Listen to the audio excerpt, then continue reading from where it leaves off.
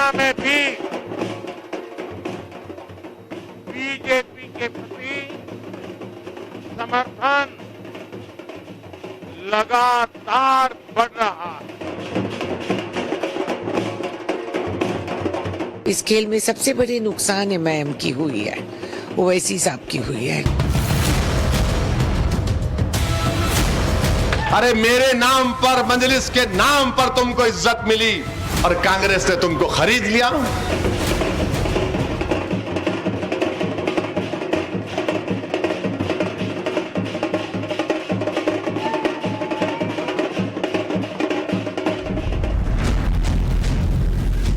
बड़बोले ओवैसी अपने ही घर में मात खा गए।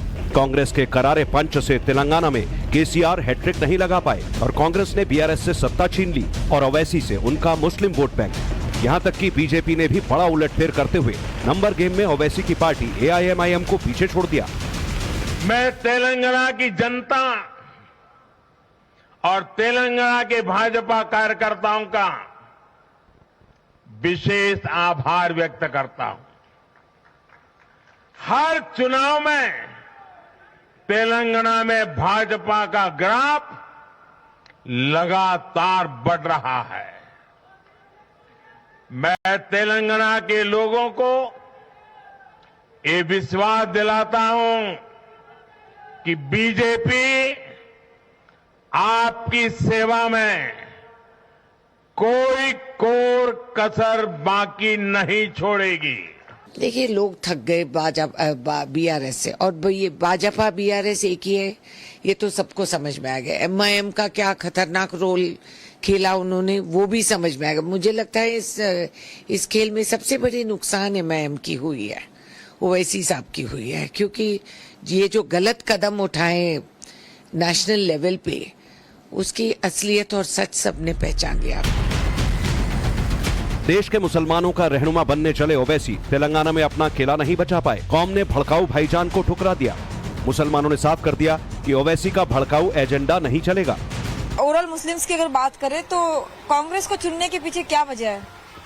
कांग्रेस हमेशा अच्छा काम कर रही है, इसीलिए हम कांग्रेस को वोट दिए और फिर साल भी कांग्रेस को देंगे, हमेशा कांग्रेस को देते रहेंगे। ओके। हाँ। क्या अब जो है, पहले एक वक्त था जब ऐसा लगता था कि माइनॉरिटीज जो है वो भाषण को लेकर वोट करते हैं, क्या इस बार भाषण से ज्यादा जो है आप लोगों ने डेवलपमेंट को भाषण नहीं मैडम, काम को देखना है। हाँ। काम कौन कर रही है? अभी सरकार काम यहाँ कांग्रेस कर रही है, इसीलिए कांग्रेस को दिए वोट। मुसलमान जो है वो इतने दिन जो भाषणबाजी होती थी, अब उससे ऊपर उठकर उन्हें भी अब डेवलपमेंट चाहिए। जी हाँ, बिल्कुल डेवलपमेंट चाहिए ना, क्यों नहीं चाहिए डेवलपमेंट। असल कांग्रेस तो डेवलपमेंट के खातिर ही आगे बढ़ रही है, इसलिए पब्लिक भी इनको सपोर्ट कर रही है। जनता अब ये जान चुकी है कि जो भड़काऊ भाषण होते हैं उससे ज्यादा जनता को जो है, खास करके मुस्लिम कम्युनिटी को अब डेवलपमेंट चाहिए। जी जी जी, क्योंकि ये डेवलपमेंट चाहिए, इसीलिए जो है ना ये बदलाव आया है। तो मतलब ये क्या एक संकेत है मुसलमानों का कि अब हम भाषणों में नहीं पड़ेंगे? और जी हाँ, ये भाषणों में नहीं होंगे और जो काम होने वाला है, आगे जो होने वाला है, उसके लिए वो लोग प्रिपेयर हो रहे हैं अभी। इसी का ये नतीजा है। हैदराबादी भाईजान असदुद्दीन ओवैसी तेलंगाना से लेकर राजस्थान और मध्य प्रदेश में चीखते रहे। मजलिस की चुनावी पतंग को उड़ाने के लिए मुसलमानों को कांग्रेस से लेकर बीजेपी और आरएसएस का डर दिखाते रहे। हर रैली, हर मंच से आग उगलते रहे, हिंदू मुसलमान करते रहे। इस मुल्क में गुनाहगार तो हम ही हैं। जिसके चेहरे पे टोपी और दाढ़ी है वही गुनाहगार है, वही गुनाहगार है। हमारा वजूद खतरे में आना, मेरी बेटी का हिजाब खतरा बनता है, हलाल गोश्त की दुकान खतरा बनता है। कुछ नहीं बोलेंगे।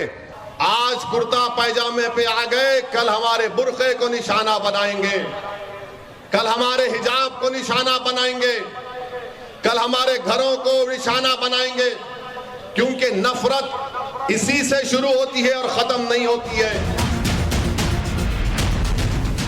लेकिन बड़बोले भाईजान का मुसलमानों को भड़काना बेकार गया।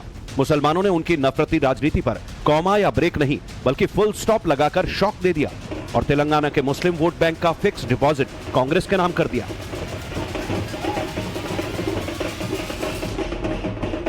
तेलंगाना में कांग्रेस जश्न में डूबी है। चुनावी धमाके के बाद ताजपोशी की तैयारियां हैं। लेकिन दूसरी ओर कांग्रेस के करारे पंच से ओवैसी की पार्टी AIMIM के मुख्यालय दारुसलम में सन्नाटा पसरा है। ओवैसी और उनके सिपहसालार ये सोच कर हैरान परेशान हैं कि अब तो मुस्लिम वोट भी मजलिस से छूमंतर हो गया। वोट घटे तो क्या 24 में ओवैसी का खेल खत्म हो जाएगा?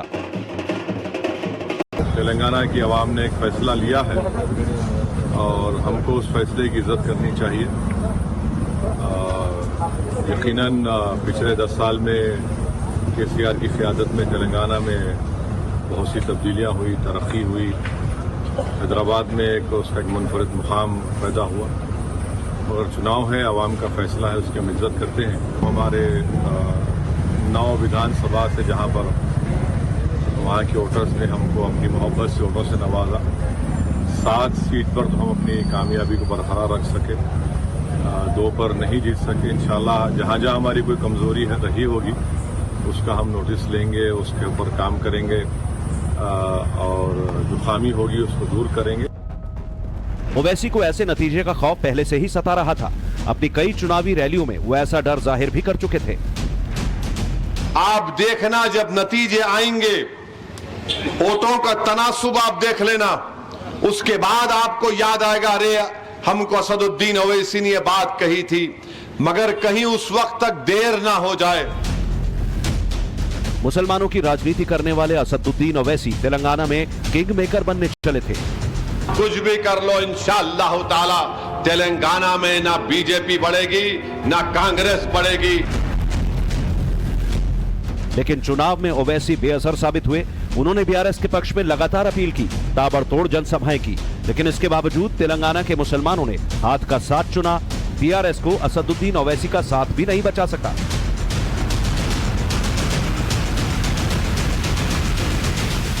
यूपी, बंगाल, गुजरात और कर्नाटक के बाद अब तेलंगाना में भी मुसलमानों ने ओवैसी का साथ नहीं दिया। तेलंगाना में मजलिस की पतंग नहीं उड़ पाई, मन माफिक नतीजे नहीं मिले तो ओवैसी को मानो सदमा लग गया। ओवैसी का मुस्लिम वोटों का समीकरण कैसे बिगड़ गया ये भी आपको बताएंगे, लेकिन पहले दिखाते हैं जो ओवैसी तेलंगाना की सियासत में तुरुप का इक्का बनने चले थे, उनकी सियासत और विरासत दोनों दांव पर कैसे लग गई।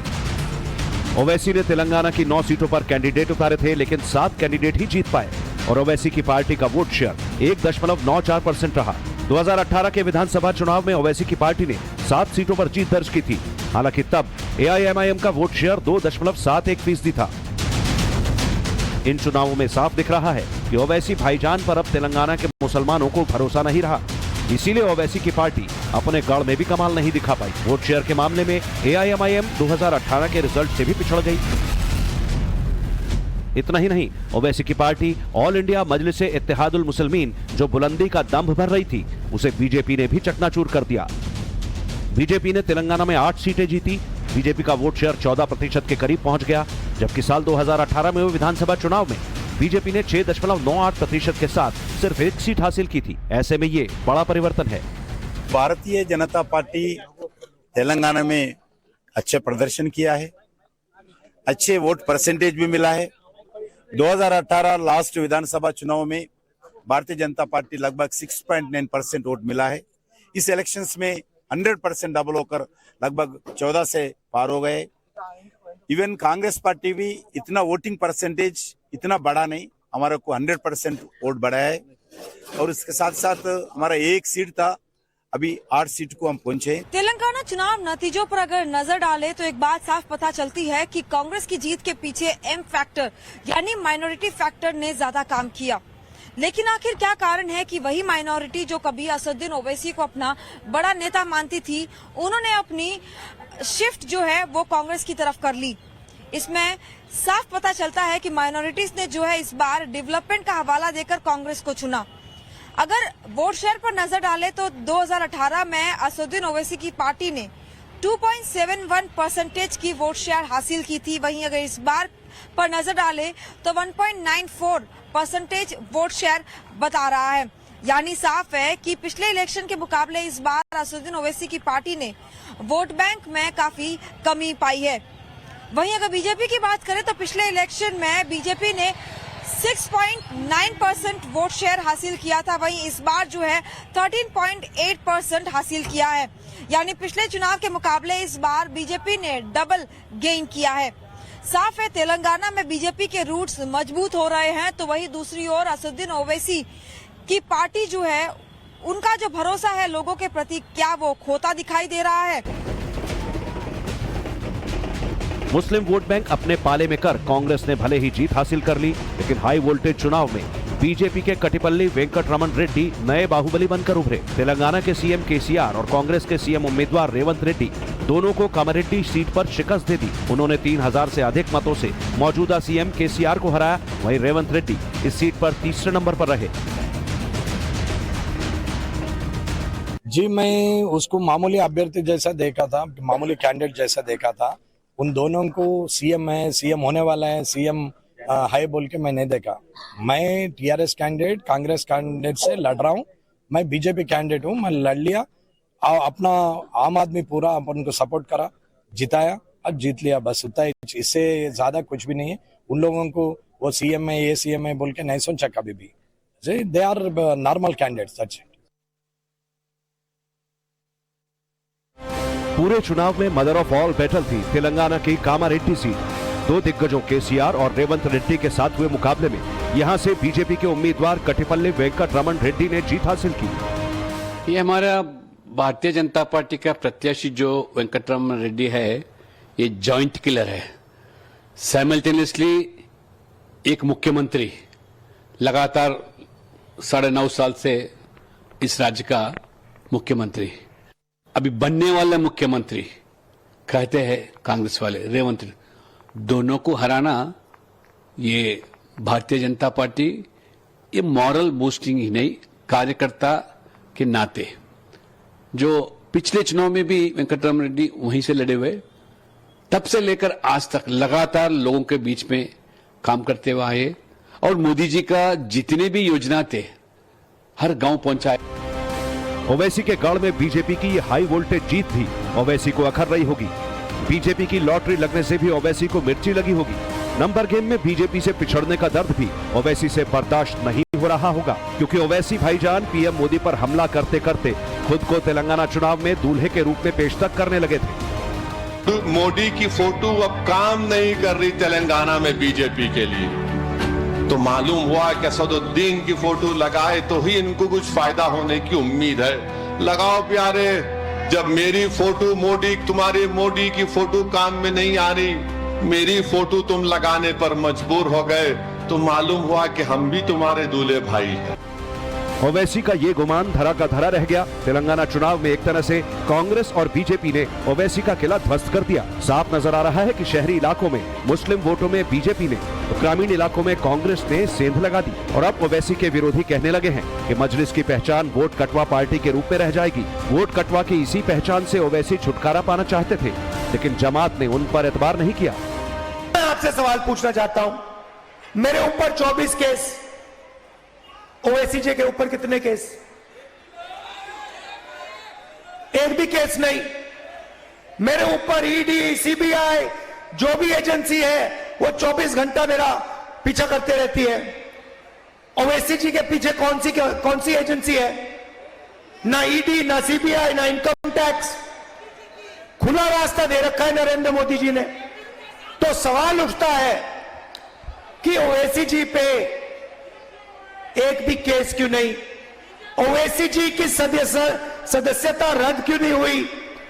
ओवैसी जी का घर क्यों नहीं लिया गया? क्योंकि ओवैसी जी नरेंद्र मोदी की मदद करते हैं, सीधी सी बात है। वो ये नहीं चाहते कि मजलिस का सियासी वजूद रहे।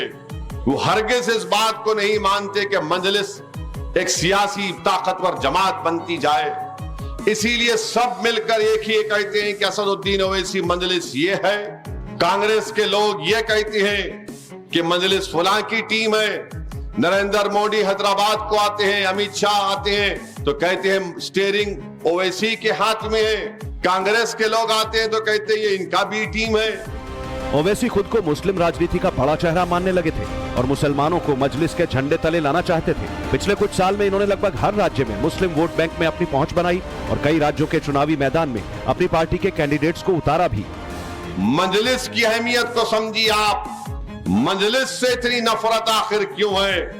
क्योंकि मजलिस तेलंगाना हो, महाराष्ट्र हो, उत्तर प्रदेश हो, बिहार हो, वहां पर मजलिस के जो कदम बढ़ रहे हैं, इनको नजर आता है कि अगर ये बाशऊर हो जाएंगे, ये अपने हक के लिए खड़े हो जाएंगे और जमहूरी तरीके से हमसे मुकाबला करेंगे और इनके दिलों से खौफ निकल जाएगा, तो इनका मकसद एक ही है कि तेलंगाना के इलेक्शन में यहां पर आकर मजलिस के बढ़ते हुए कदमों को रोक दिया जाए। इसीलिए कांग्रेस के बड़े बड़े नेता आकर ये बड़ा तंजिया तौर पर कहते हैं कि हम असदुद्दीन ओवैसी को हैदराबाद से निकलने नहीं देंगे।